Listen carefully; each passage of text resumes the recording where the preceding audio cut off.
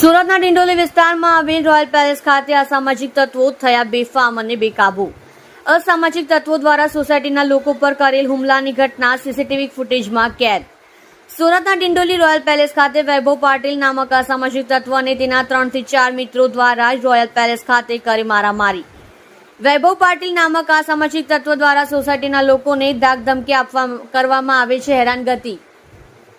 વૈભવ પાટીલ દ્વારા 4 વ્હીલ ગાડીમાં સામાજિક તત્વ બેસાડી લાવી કરે છે ખુલ્લી દાદાગીરી। રોયલ પેલેસ ખાતે રહેતી એક યુપીવાસી છોકરી સાથે લફડું બાબતે વૈભવ પાટીલ દ્વારા સોસાયટીના લોકોને દબાવી ધાકધમકી અને દાદાગીરી કરતો હોવાનું સામે આવ્યું। સવારે 10ના રોજ આશરે 12:30 વાગ્યે વૈભવ પાટીલ દ્વારા કરવામાં આવ્યો પોતાના સામાજિક મિત્રો સાથે સોસાયટીના રહેવાસીઓ પર લાઠી ફટકા લઈ હુમલો।